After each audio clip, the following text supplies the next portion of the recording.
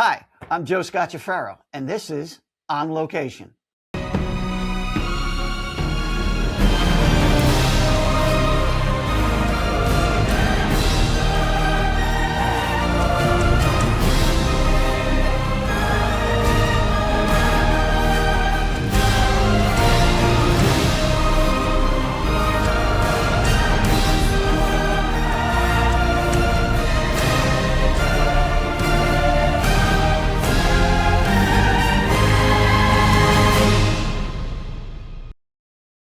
Hey, if you know anything about me, you know my entire career is based on relationships and friendships that I've made along the way. Many of those relationships were made by introductions from other friends and peers, but some were just pure happenstance, or what I like to call destiny. My next guest falls into the latter category, destiny. We initially met briefly as we left an advisory board meeting, but since then, the simple exchange, I have learned so much about him and his amazing career accomplishments.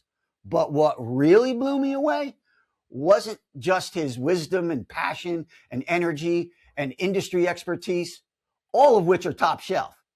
It was the influence he had on others. And here's just a few examples of what I'm talking about. Actually going to read them. David puts in real work.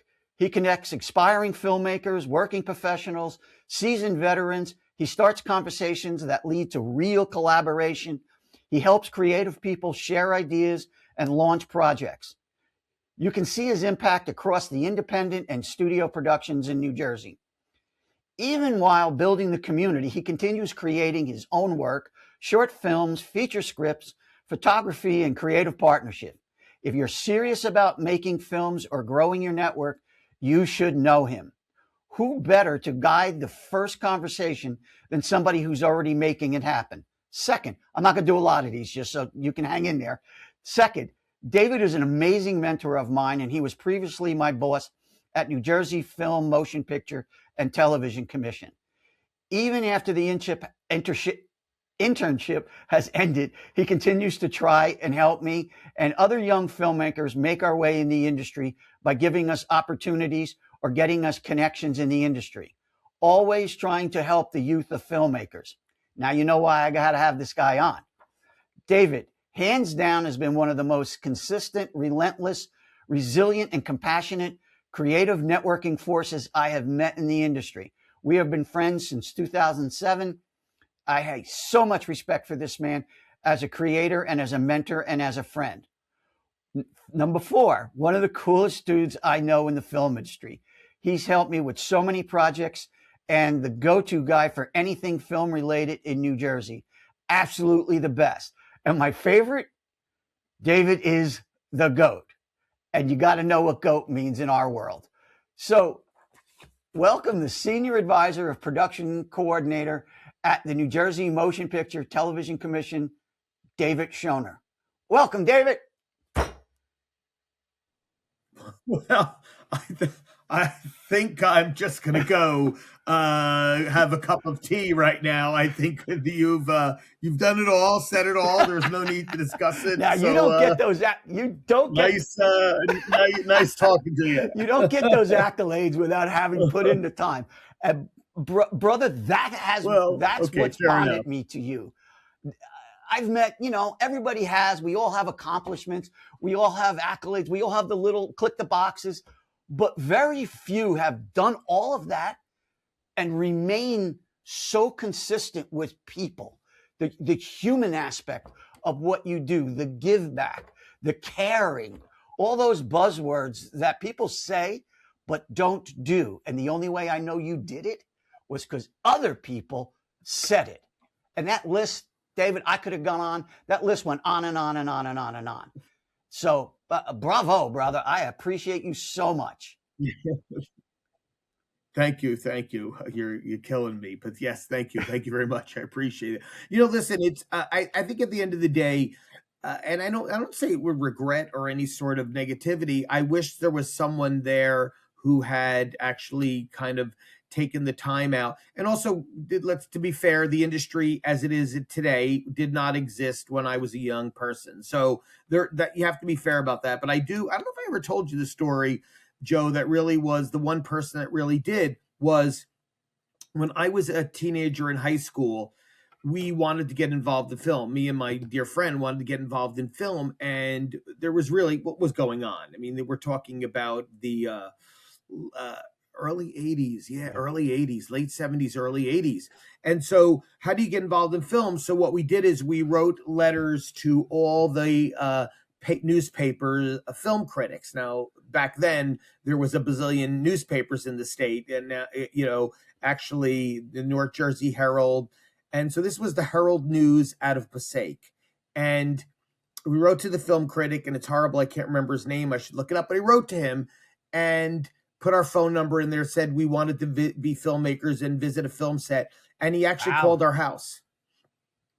He actually called our house, spoke to my parents, and said he would love to take us to a film set. So it's wild when you think about it in hindsight. And once again, I'm not going to focus in on that. So anyhow, my parents, my mother and my best friend's mother, drop us off at this guy's house in Union City. I don't even remember if there was any introductions past being dropped off on the front steps. We went into his house and we talked to him, met him for the first time, and then proceeded he put us in his car and drove over to New York City, where he took us on the set of a movie called Times Square. And if you look there is a movie called Times Square, and he was walking around the sets and talking about things. And there's a couple components to it. Obviously, that would never happen that way now. If my kid was doing that in high school, I'd be going with him. But it has stayed with me over the years because he took the time out that was really the first time we had ever seen an actual film set. And it like I said, it has stayed with me over the years. There's so many points of that. That's amazing. Having grown up here in New York, New Jersey, that's ludicrous.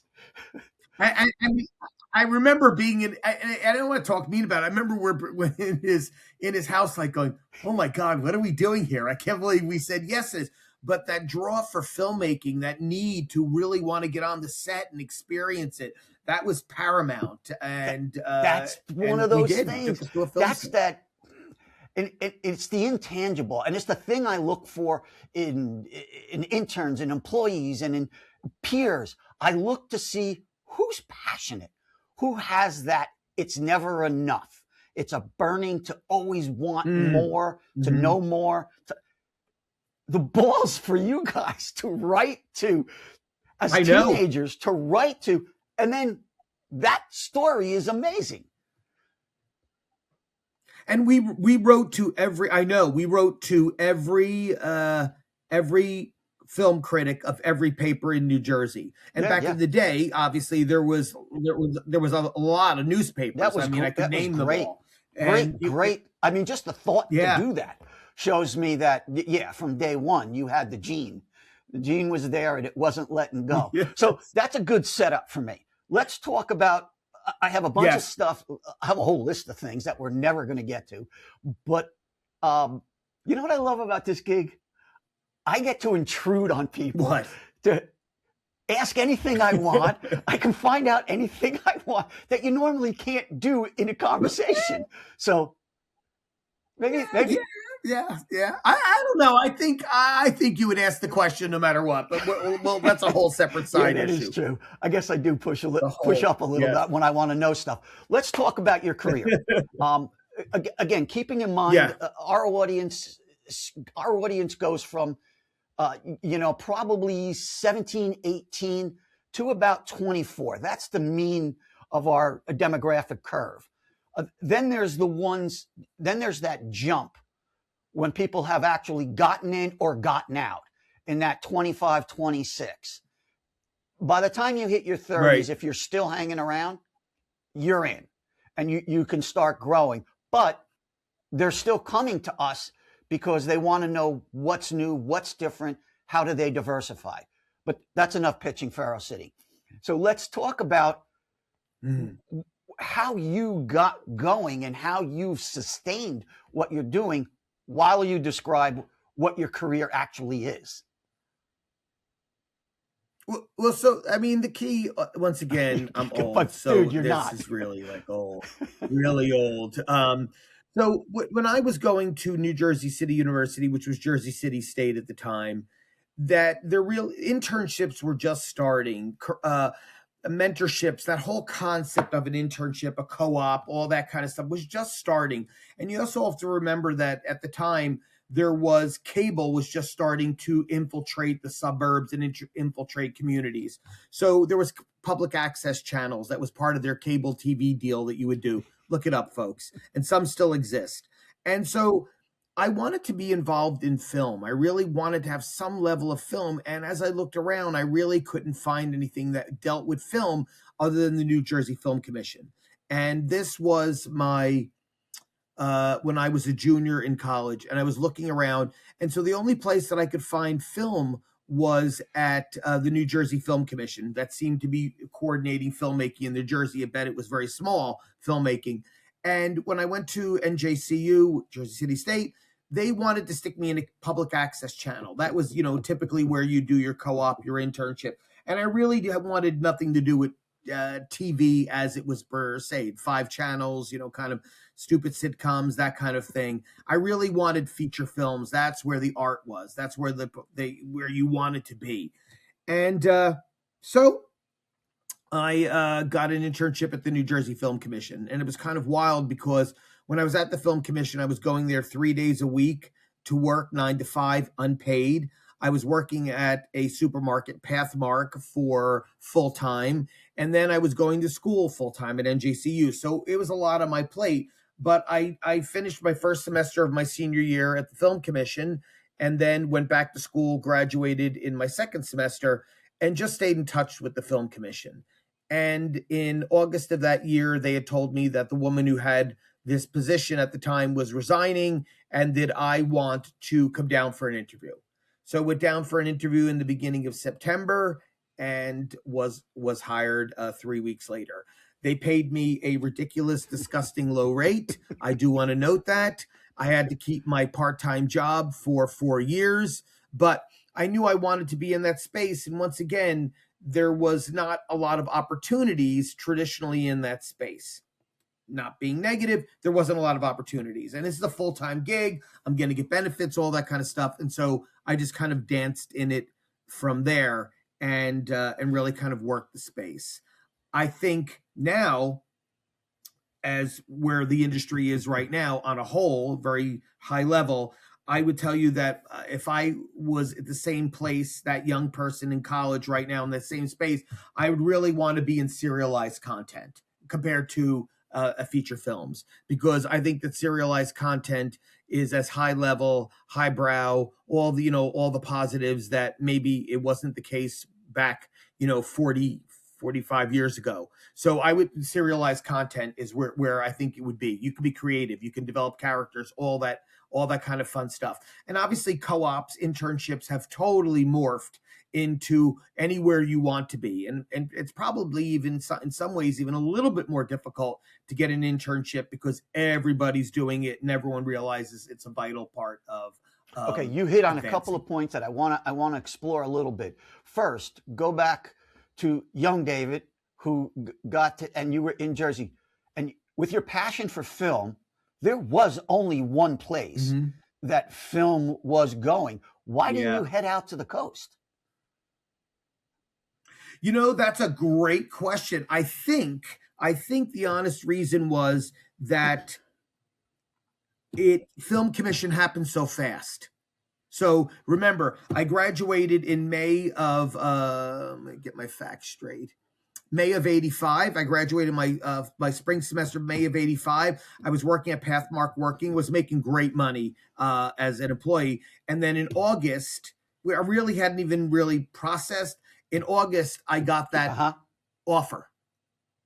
And so I jumped on it. And I think that was probably one of the reasons why I didn't, that the West Coast was not on my playbook at that Was point. it ever something you thought about and said, I love the West Coast. I love LA. I love California. I had family that had moved out to LA My mother was one of 6. So 3 of her siblings had moved out to LA. I would go out to LA all the time. During my college years, I worked at People Express Airlines. No one's going to know People Express Airlines. It was a low-cost discount airline, and I would fly out to LA all the time because I had a place to stay. So I loved it. It just wasn't in the cards immediately because I got this job and I started staying in it. And it just wasn't in the cards, but I would travel to LA 2 to 3 times a year. And that's a solid. Good question. That's really a solid point, because sometimes, not for me, always I set a path, and then I'm like, it goes like this, and then I land somewhere that I didn't even think was smart, but it was a thing. So, and I mean, obviously it's worked in your advantage that how you grew and how everything grew. And we're going to get into that because Jersey's taking on an entirely new world that nobody would have thought was going to be here. I would have picked 9 other parts of the country that would have been a new hub. But thank God it's here. So anyway, let's talk about, you also said free internship.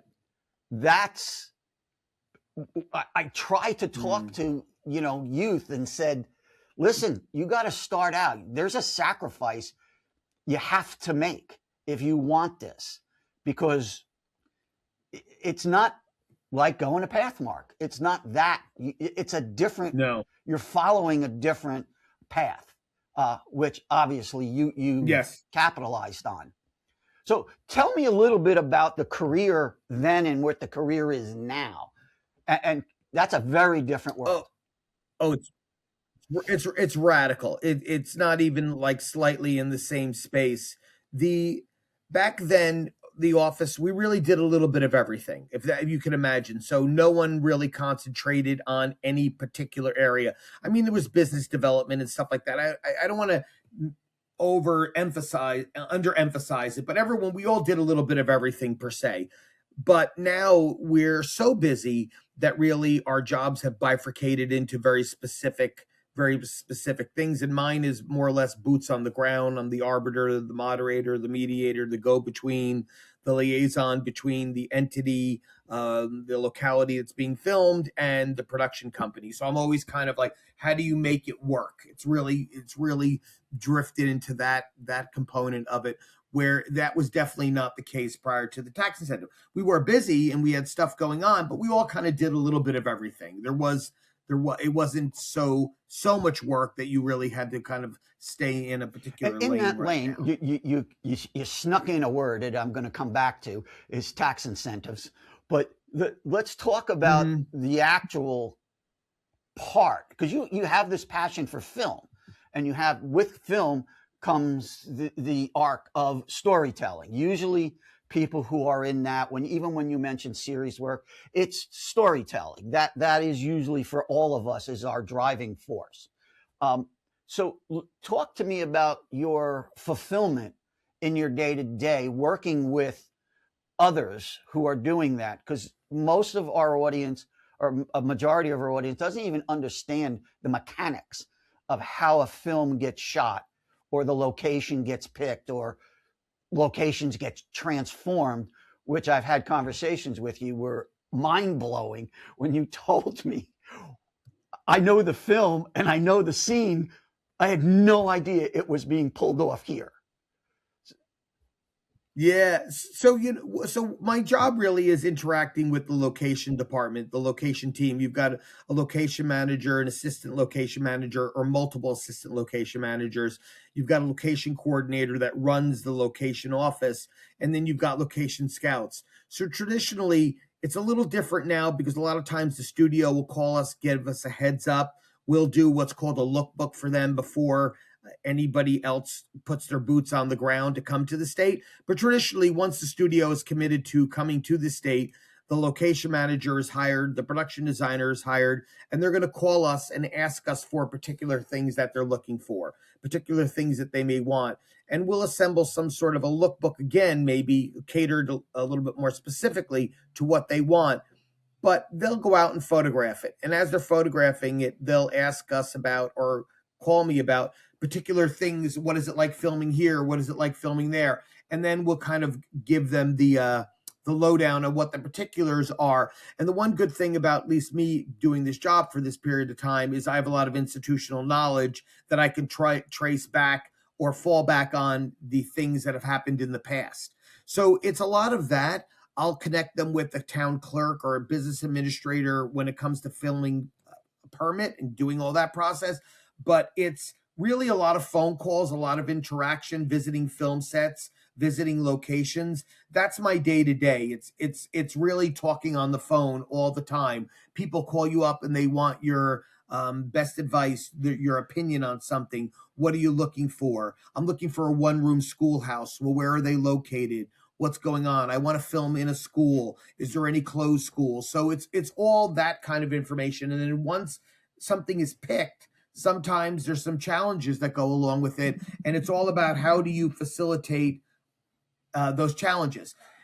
So government functions A, B, C, D, E down the alphabet line. When you deal with filmmakers or film companies, they start at A and go right to F. There's nothing in between. And so government and film, that's like that doesn't mesh on any level. And so it's my job, if it kind of makes sense in capping this all, is to make sure it meshes and reach that some sort of compromise or that state where everybody's getting what they want or interpreting what the production company wants and what the town thinks they're hearing so that it actually works.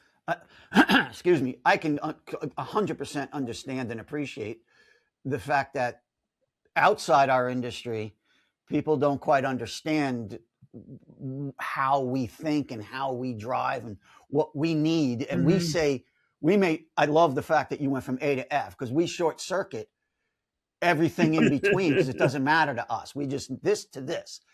No. But outside does. So give me some war stories. Give me some good stories that, like, what films? What are you talking about? Well, give me some of those. So I'll do some that are, I don't know if it's war stories per se, but we're all about how do we make something work. I didn't mean That's war really as confrontational. I meant no, I know. Stories. How's that? Better word? Yeah. So one of the examples I always use is Christopher Nolan when they were doing the Dark Knight Rises, the very first Dark Knight Rises, and there was a massive snowstorm in Jersey, and Nolan, his production designer, DP, were stuck at Newark Airport. And the state of New Jersey had a state of emergency, and everything was shut down and closed.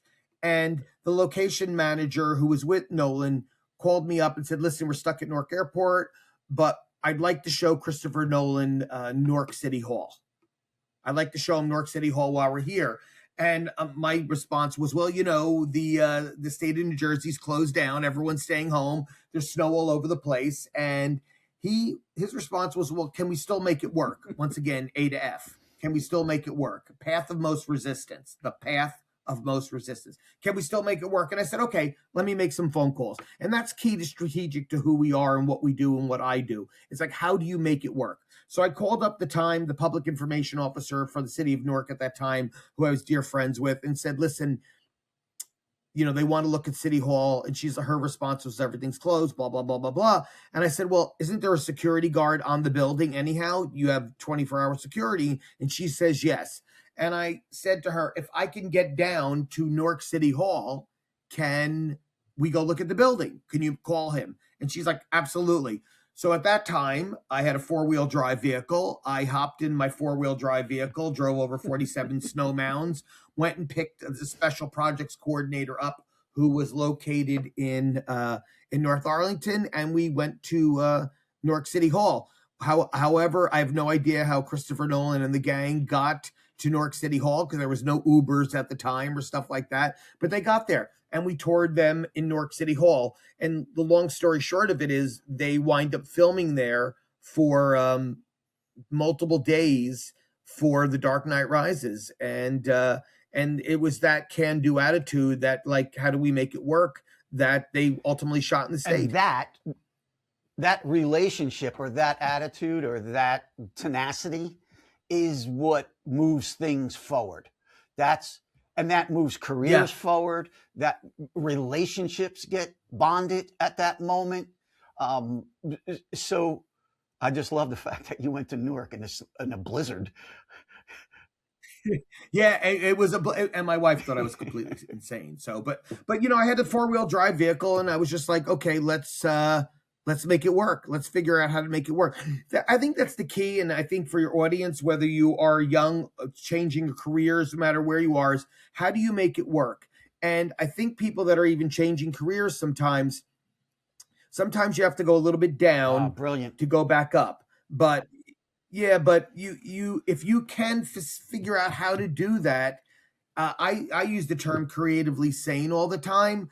I don't think you want to be. I feel bad for people that are 40 and hating their job, 50 hating their job. They may be making decent money. You just hate what you do. And I'm not saying that everyone does that, but it's you just have to live also. You got to pay the bills. But how do you figure it out? And if you're willing to try it and go for it, and not take no for an answer, you have to also have a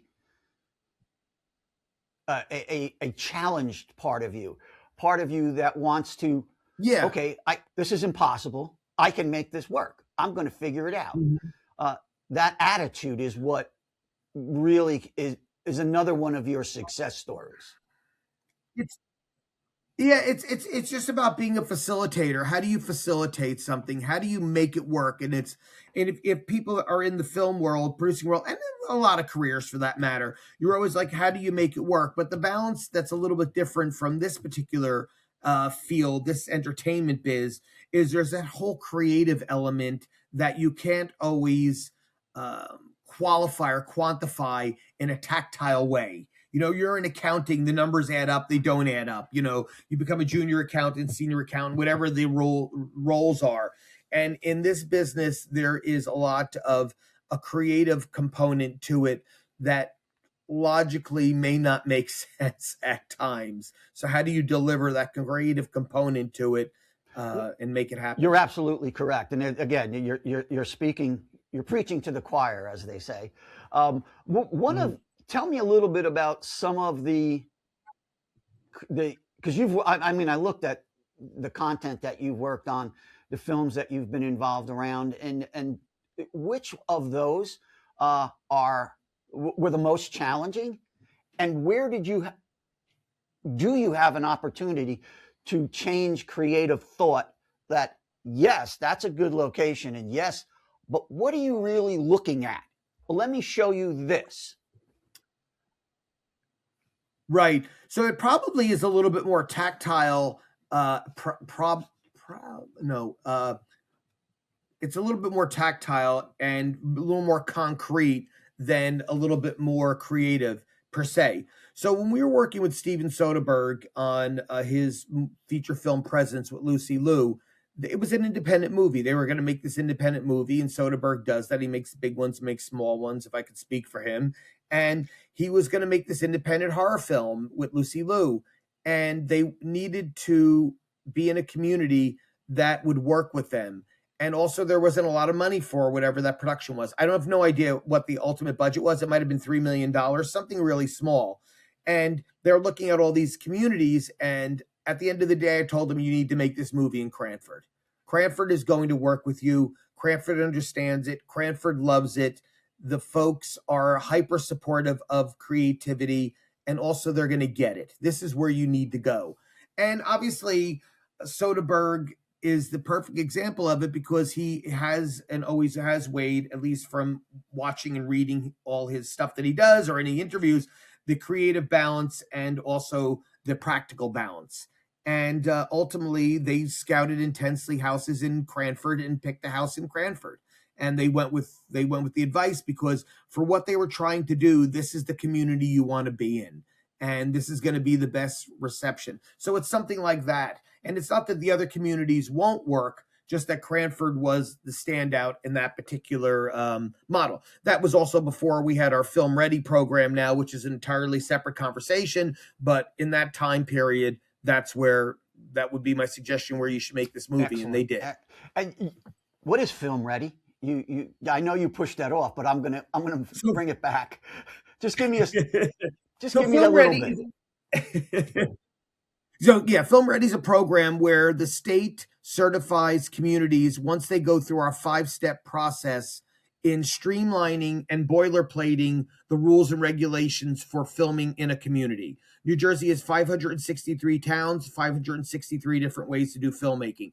That's intimidating and also overwhelming. So when you become a Film Ready community and do all these state requirements, it's the same rules of engagement in any community. Right now, we have 58 Film Ready communities. I think we'll have 100 at the end of the year. And so it's what to expect when you're expecting going into. That sounds pretty logical for a government. Yeah, yes.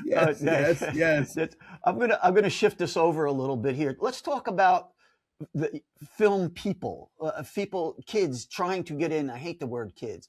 People trying to get into film. Yeah. You started this with series work. What do they need? And I'll set it up.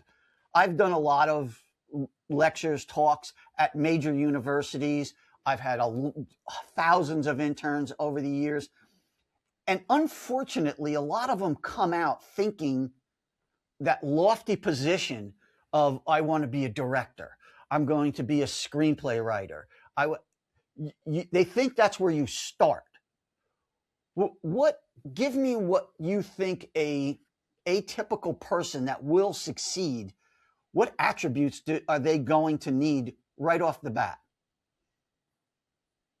Well, I think the biggest thing has to be you have to be enthusiastic. You have to be aware of your surroundings and enthusiasm. I think enthusiasm will triumph all. Most productions, if you're a PA starting out as a PA, they'll accept not knowing all the details or not being perfect. But if you're enthusiastic, respectful, thinking ahead, I'm trying to think of a better word, I think those will all be good. Listen, the biggest thing is you're going to be a production assistant theoretically on something. One thing I want to drive home also is that you don't have to go to 4-year college for this. You don't have to go to a 2-year college for this. You don't have to go to a trade school.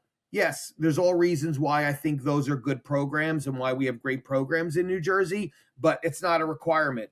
But the biggest requirement is trying to work on getting some on-set experience, and that pathway is traditionally being a production assistant, which is the only traditional, it's the lower position on set.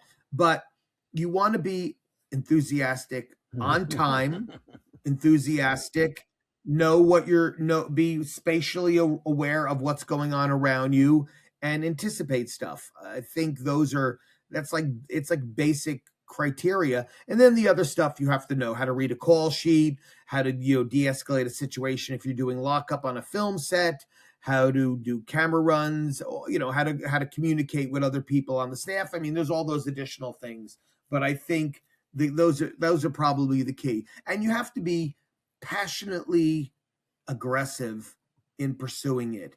It's a crowded field. A lot of people like to do it, want to be in it, but shouldn't necessarily be in it, not to be negative. And so you have to be that one. You have to really aggressively go after it.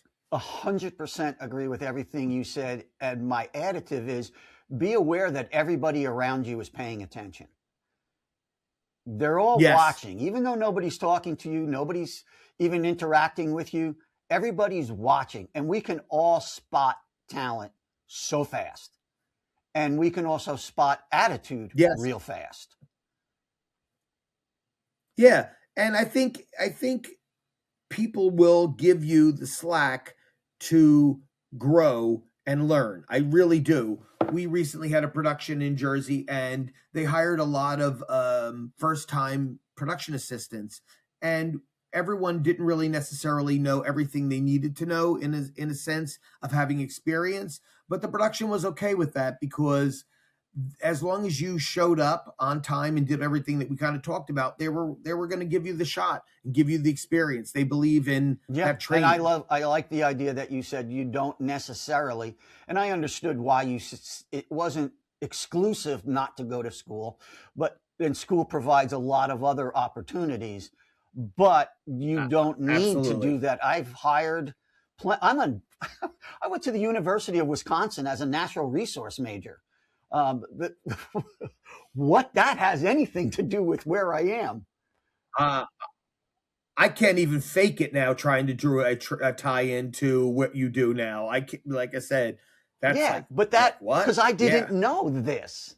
I didn't know. And the more exposure, and I mean, I've guided people. Film is not, that's probably one of the least sets that I worked on and I'm around, but I know it, and it's no different than broadcast, and it's no different than live shows. What I usually tell people is watch, get somehow, go work at craft catering and just watch what's going on a set. Go and talk to people when they're not working, and don't go talk to the director. Don't go talk to go talk to one of the grips, go talk to one of the PAs. That's how you're going to make that, right?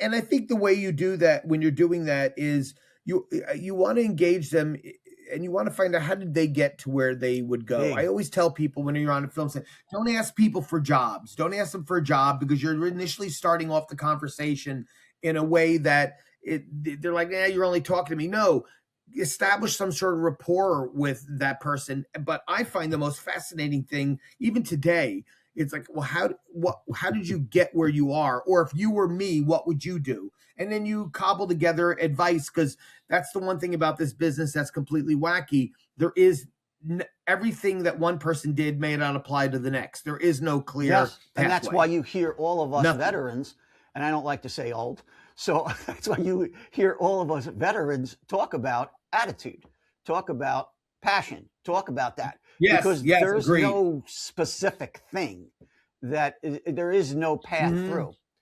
All right, I'm gonna deviate our conversation sideways here. Let's talk about New Jersey exploding in film. Like, it's amazing, and we're a national, international site, but people don't understand how big all of a sudden this is driving. Talk to us a little bit about what actually is happening. Well, New Jersey is, I don't mean the perfect storm in a bad way. I mean, the perfect storm is we have amazing tax incentives, right? That's key, because this is a film business, and filmmakers go where they will get some sort of incentive because it is a business.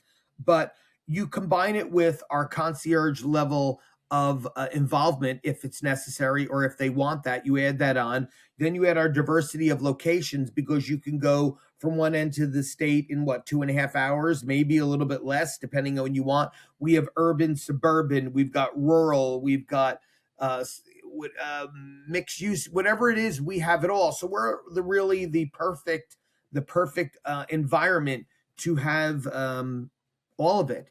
And the biggest thing that Governor Murphy did during his time, one of the biggest things is an investment in infrastructure. So infrastructure is always key when you talk about that. And whether it's Netflix coming into Fort Monmouth, Lionsgate coming into Newark, or Paramount coming into Bayonne, you want those infrastructure pieces of the puzzle to further advance you. Well, infrastructure is actually the brick and mortar. And so and brick and mortar may be in a studio setting, but brick and mortar could also be, or can you get cameras here? Or is there a wardrobe here? Are there where you can get glass? It's the lenses. Are all those ancillary stuff, all those support businesses around it. And listen, the support businesses don't have to be film related in a traditional sense. No, it could be a catering company. It could be a flower shop.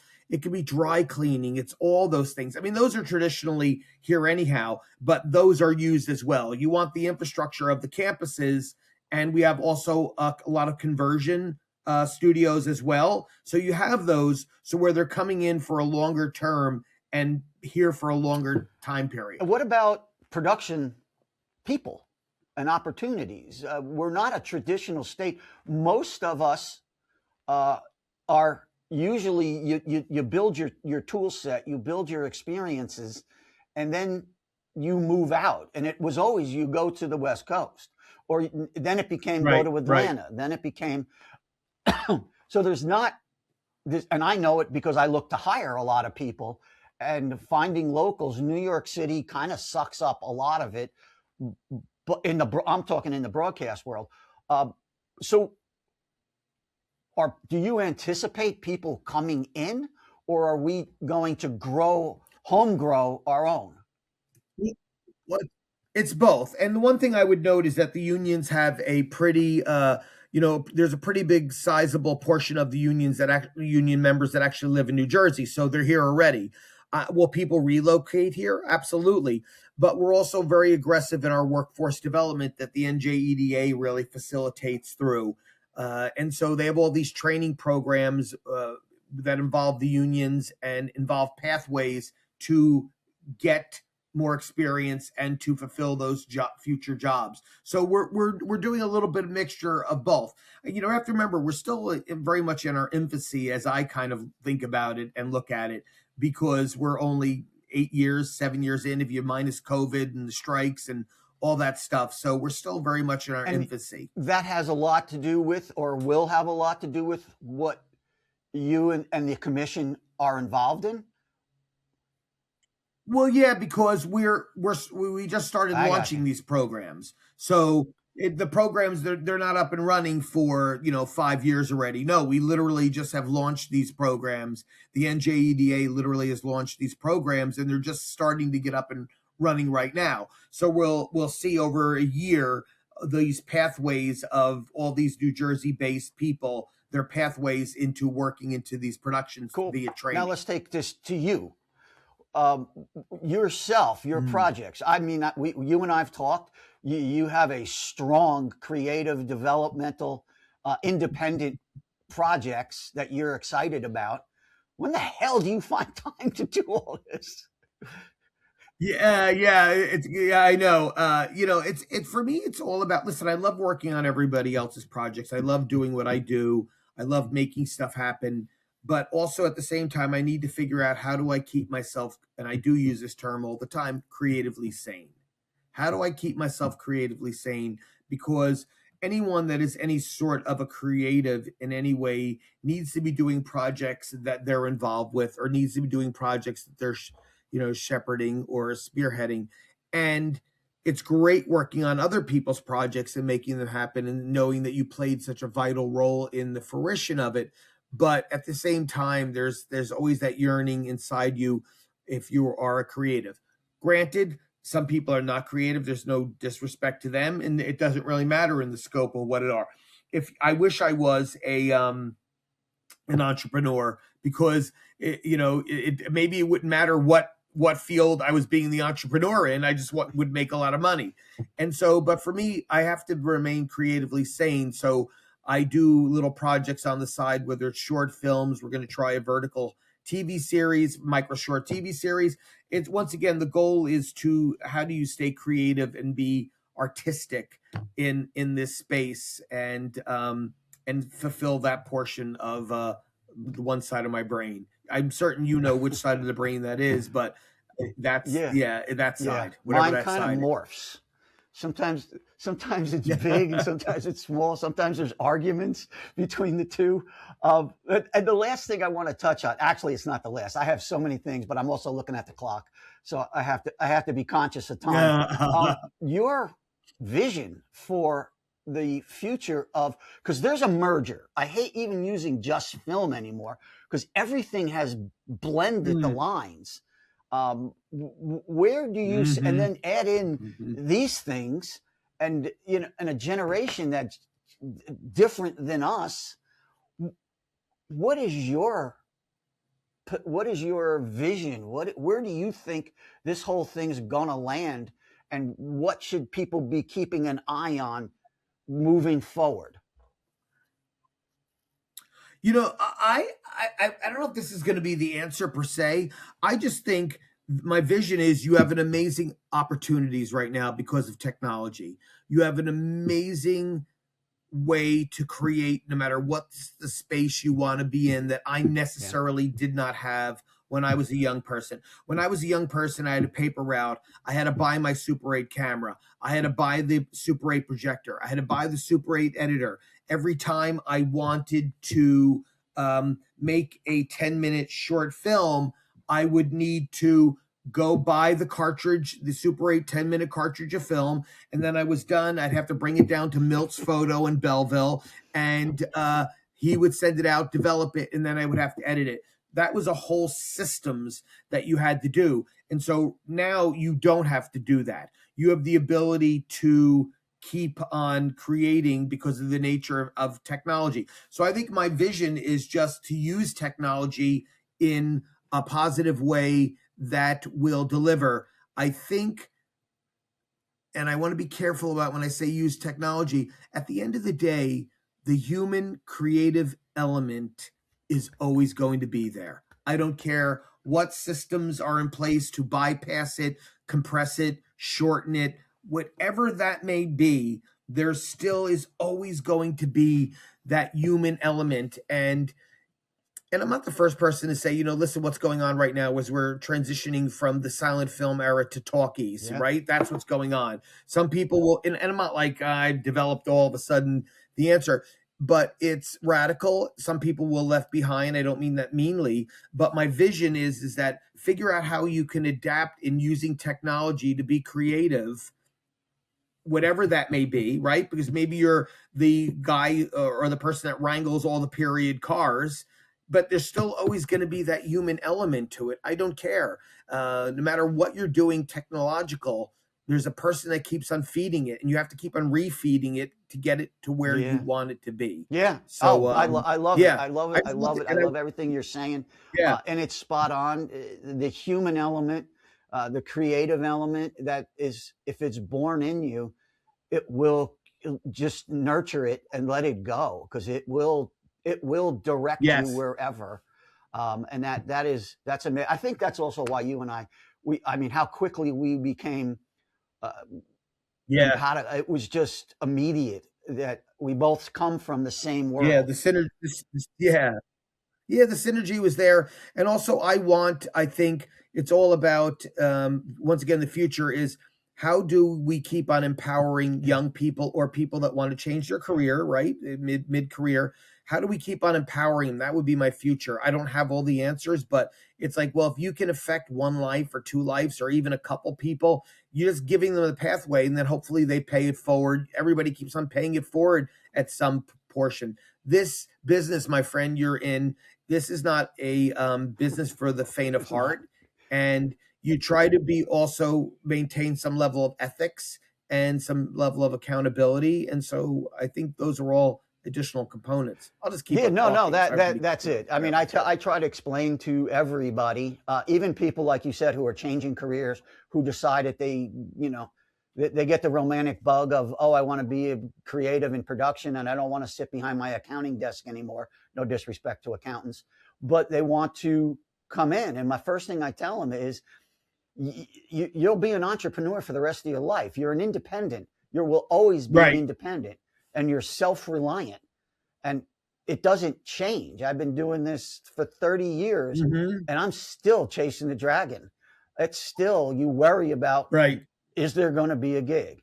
What is the new thing? What is this tech? How do I adjust?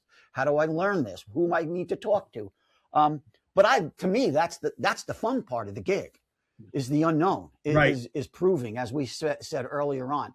Okay, got to let you go. All right, my brother. I appreciate you. Yep. Thank you for your wisdom. Thank you for looking out for the world. And I got a whole list of stuff I still have to get to. So we're going to be doing this again. And you and I keep going. There's a lot for us to do. All right, brother. Ciao. I love it. Thank you very much.